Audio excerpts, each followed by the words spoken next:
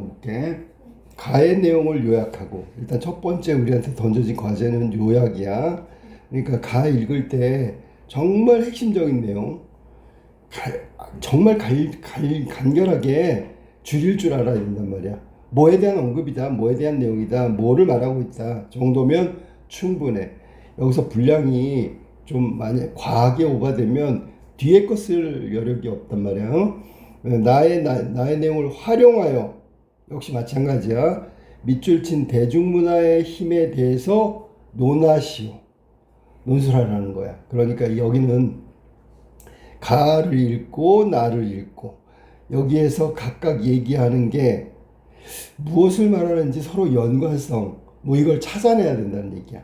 자, 그럼 볼까? 가에 뭐라고 얘기했는지 볼게. 대중문화는 20세기 초반 대중이 사회 전면으로 부상하면서, 이 말은 뒤집어서 말하면 20세기 초반 이전에는 대중 사회 전면에 나설 수 없었다는 얘기지. 그 실체가 형성되기 시작했는데 대중문화에 관한 거구나. 자, 이 과정에서 대중매체의 발달은, 자, 매체가 역할을 했어. 대중문화 형성에 결정적인 기여를 했다. 대중문화의 발전은 대중매체와 더불어 이루어졌다는 뜻이야. 대중매체와 대중문화의 발달은 인간의 공간 시간의 제약을 극복하는 어떤 그 역할을 했고, 그 다음에 개인들 간의 접촉 범위 방식도 달라졌고, 그 다음에 생활의 흐름도 바뀌었다. 그래서 대중매체, 대중문화, 뭐 이 관계는 한 세 가지로 압축될 수 있겠지. 여기 두 번째, 세 번째. 이런 큰 변화를 가져다 줬단 말이야. 대중매체가 대중문화에 영향을 끼치면서 이렇게 발달했다. 그 다음에 당시 전통적인 예술을 고집하던 사람들은 이 대중문화에 대해서 경계했다. 뭐든지 기존에 그 유지되고 있던 것이 깨어지기 시작하면 경계하는 거야. 뿐만 아니라 여기 나왔네, 엘리트 집단, 향유해온 엘리트 문화 역시. 그럼 여기서 엘리트 문화는 대중문화하고 정반대의 개념으로 쓰인 거야. 전통적인 예술과 문화의 시각에서 대중문화는 여러 가지 측면에서 마땅하지 못했다. 그러니까 여태까지 문화의 향유는 엘리트 중심의 엘리트 문화였는데 갑자기 대중매체의 발달과 더불어 대중문화가 급부상한 거야. 그러면 엘리트 집단은 이 대중문화에 대해서 부정적인 견해를 가질 수밖에 없겠지, 그지? 그리고 엘리트 집단이 가장 부정적으로 보는 시각은 뭐냐면 이거야. 상업적 이윤을 추구하고 자본과 결탁하는 상업주의적 경향.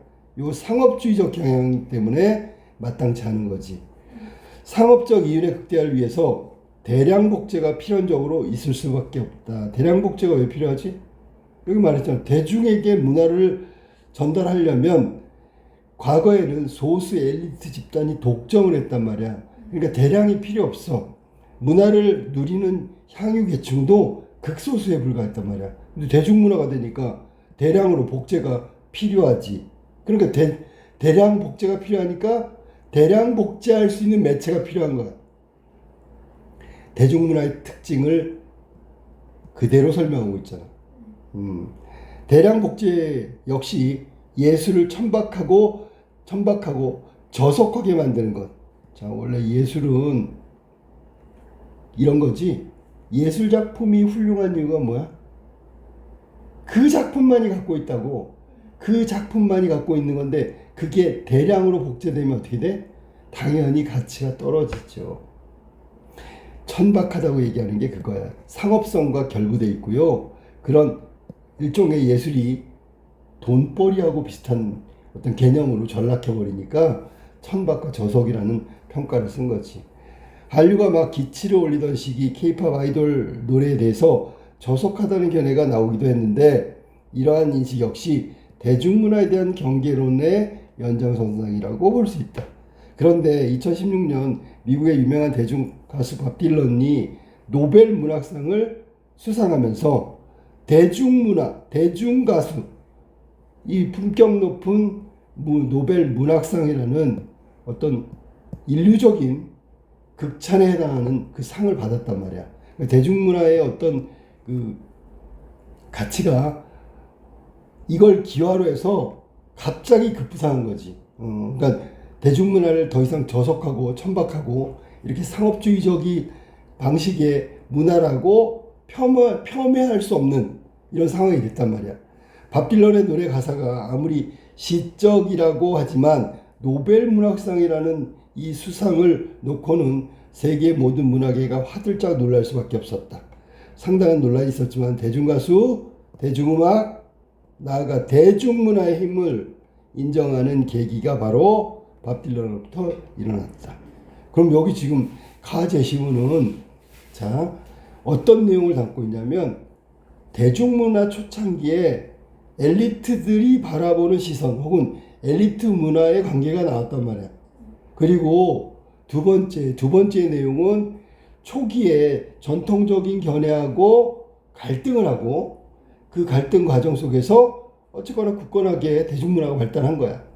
그리고 대중문화의 어떤 급격한 가치의 인정은 노벨문학상, 물론 논란은 있었지만 그런 밥 딜런의 수상과 관련이 있다라는 얘기를 하고 있는 거야.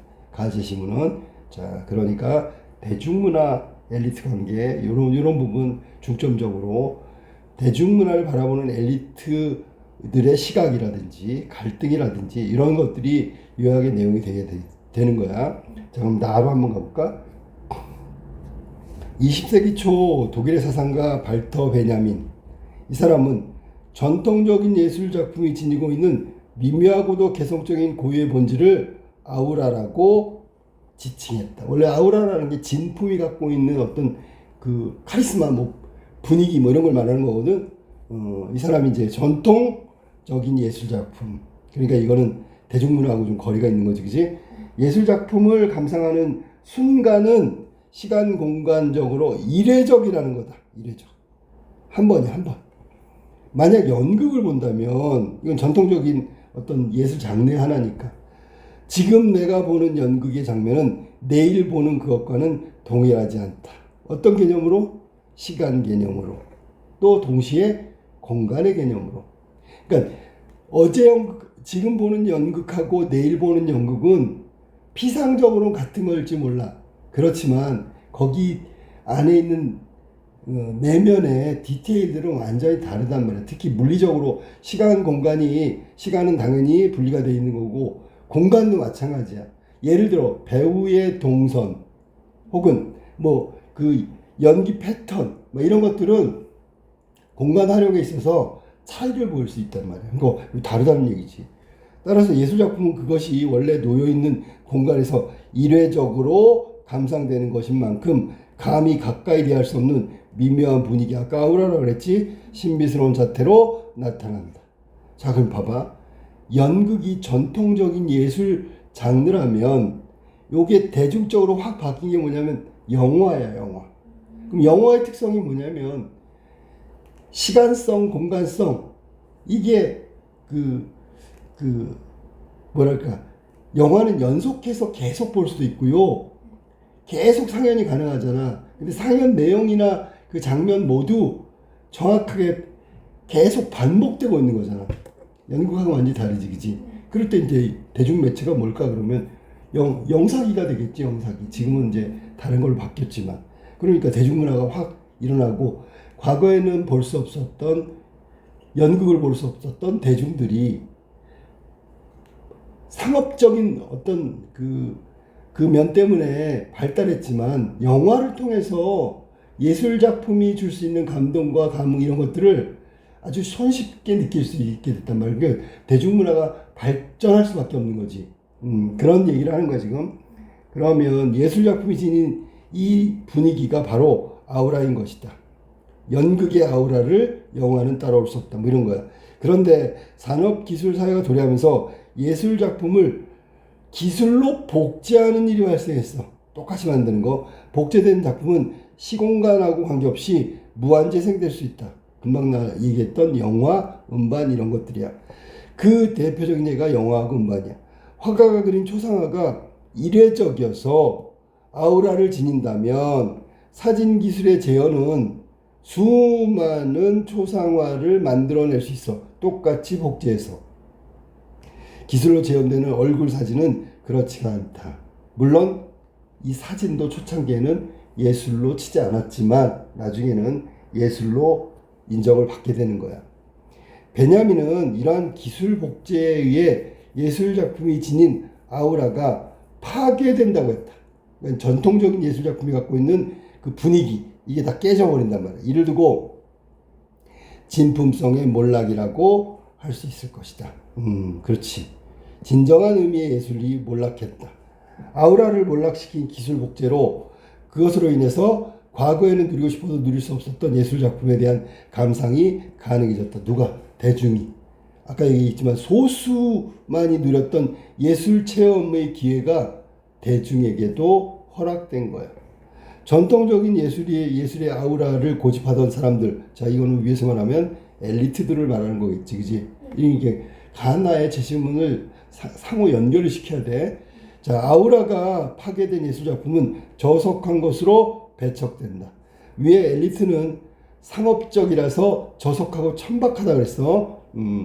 기술 복제는 필연적으로 대중문화와 손을 잡을 수밖에 없는 거고, 아우라를 고집해서 진품의 가치만을 추구하려던 사람, 또 나왔네 이거 엘리트들, 과거에 전통적인 예술 작품을 향유하던 특권 계층 소수, 대중문화 역시 저속하게 여겨진 것은 당연한 일이다. 그럴 수밖에 없지.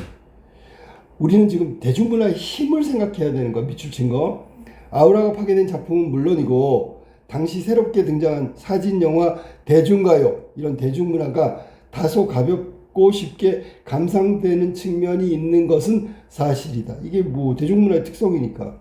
그런데 이런 성격이 도리어 대중과 거리를 좁히면서, 그러니까 대중과 거리를 좁힌다는 얘기는 예술 장르가 대중들이 향유하고 누리는 친밀한 것이 됐어. 그러니까 예술은 아름답고 우아하고 뭐 가치 있는 것, 그럼 저만큼 떨어져 있었는데 이게 밀착됐단 말이야. 그러니까 그들의 참여도도 높여. 예컨대 인터넷 게시판, 유튜버 등의 환경을 고상하다고 말할 수 없지만 고상하지 않기 때문에 오히려 쉽게 참여할 수 있는 기회가 생겼다고 할 수 있다. 자, 제시문 나의 내용을 간단하게 정리하면 여기는 발터 베냐민이라는 사람이 글에다가 썼어. 전통 예술은 아우라, 매력 있단 말이야. 근데 기술 복제가 되면서부터 이 아우라는 다 깨져버렸다고. 대중문화를 저속하다고 얘기했고, 저속하다는 이유는 아우라가 깨졌다는 얘기야. 여기까지는 대중문화를 바라보는 비판적 시각이지. 근데 뒷부분에 가서는 확 바뀌었지. 저속하기 때문에 대중들이 활발하게 참여할 수 있는 기회의 폭이 넓어졌다. 이거는 예술을 향유하는 대중들이 예술과 친밀함을 느낀다. 과거 엘리트들이 느꼈던 그런 예술을 마치 그 예술의 위상을 고고하고 고상하고 아주 가치 있는 것으로 평가하고 감상하는 정도였지만 지금은 그렇지 않다. 대중문화는 직접 참여하고 선택의 폭도 넓어지고 이런 기회가 많이 생겼다고 할 수 있다. 자, 그래서 다시 문제를 봐서 가나를 읽어보니까 이제 확실하게 뭘 써야 될지가 조금 감이 잡혀. 그지? 일단 가의 내용 요약하고 나의 내용을 활용하려 베냐민 생각을 활용해서 대중문화의 힘에 대해서 논하시오. 그러면 대중문화가 갖고 있는 힘이 뭘까? 이걸 생각해야 되는 거야. 알았어? 가나를 이렇게 합쳐서 생각하면 일단은 엘리트라고 나와 있는 엘리트 특권층이지, 과거 전통 예술에서 그 예술의 어떤 그 예술 작품을 향유하던 소수 특권층을 말하는 거야. 그들의 입장에 봤을 때 대중문화는 천박하고 저속하다, 이렇게 평가할 수밖에 없는 이유가 여기 몇 가지 나온단 말이야. 대표적인 게 대중문화의 핵심은 막 대량으로 양산해가지고, 대량으로 양산한다는 건 가치를 떨어뜨리는 거야. 그리고 그 대중들한테 그것을 작품을 접하게 해주는 것이 모두 상업주의와 관련이 있다는 거야. 이게 핵심이야. 그래서 엘리트들이 대중문화를 천박하게 보는 건 바로 이것 때문인 거야. 대중문화 속성이 상업주의적인 이윤 추구 혹은 상업적으로 이용되는 것, 이것 때문에 천박하고 저속하다라고 평가하는 근본적인 근거란 말이야. 자, 그래서 요런 내용이 이제 가나를 통해서 알 수 있어. 하지만 나로 가면 어떤 내용을 써야 되냐면, 물론 엘리트들이 말하고 있는 대중문화에 대한 부정적이고 비판적인 시각을 이야기했지만, 실제로 우리가 대중문화의 힘을 느끼는 건 뒷부분에 있단 말이야. 뒷부분. 알았니? 특히 엘리트들이 주장하는 것과 동일하게 베냐민이 주장하는 건 뭐냐면, 대중문화가 갖고 있는 속성 중에서 대중문화는 복제를 지나치게 하는 바람에 그 진품이 갖고 있는 아우라를 깨뜨려 버렸다고. 그게 결정적으로 베냐민이 생각하고 있는 저속한 대중문화라는 평가야. 하지만 이 뒷부분, 대중문화가 갖고 있는 힘은 뭘까요? 자, 첫 번째 이야기하면, 자, 대중문화는 일단 예술이죠. 예술의 자유로운 접근. 이거 굉장히 중요한 거지, 그지? 이게 대중문화 힘이란 말이야. 원동력은 소수가 아니라 다수가 대중문화 속으로 들어가고 있다고. 그러니까 이게 힘의 원천이 되는 거지. 이 특성이면서. 그 다음에 두 번째, 상업주의. 상업주의는 물론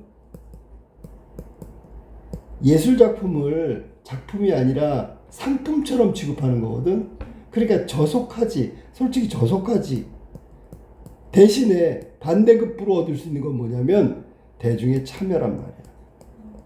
알았어? 예를 들면 이런 거야. 옛날에 작품들은 고퀄러티.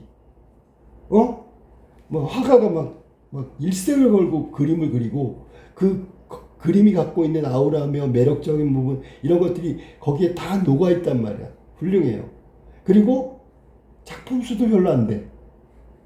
근데 지금 어떻게 됐다고? 예술가들의 영역을 대중들이 참여한단 말이야. 그러니까 참여한다는 게 이런 거야. 작품을 창작하고 만들고 작품을 누리고 향유하고. 이게 예술의 어떤 딱딱한 부분, 예술이 갖고 있는 틀, 이걸 과감하게 해체시켰다. 이게 가장 큰 대중문화가 갖고 있는 전통 예술에 비해서 갖고 있는 힘이다. 뭐 이렇게 정리할 수 있어. 대충 얘기했는데 요거를 답을 한번 정리 한번 해보도록 해.